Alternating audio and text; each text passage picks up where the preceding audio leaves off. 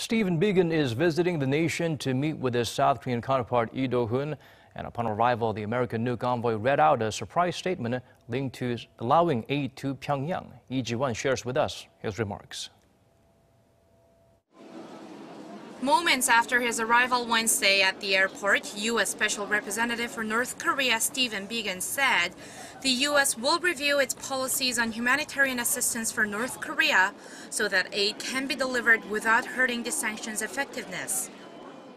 Toward that end, upon my return to Washington, D.C. next week, I've been directed by Secretary of State Pompeo to review United States policy on humanitarian assistance provided to the DPRK by private and religious American organizations.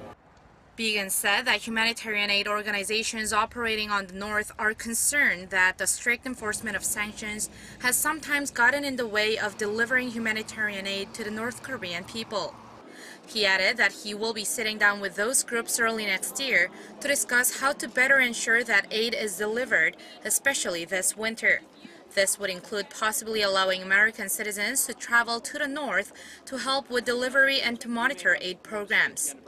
The surprise announcement comes as Biegun arrived for a 4-day visit to Seoul to hold a series of talks with the Special Representative for Korean Peninsula Peace and Security Affairs Lee Do-hoon.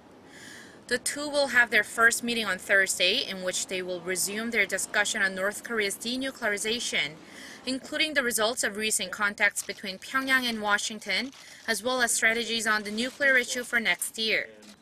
The two diplomats will meet again on Friday, but this time as the heads of the South Korea-U.S. Working Group on North Korea. This is the second time the group is meeting face-to-face, the first time being last month when Lee visited Washington. In two separate sessions, the group will cover issues regarding North Korea's denuclearization negotiations, the inter-Korean exchanges, and working within the sanctions framework.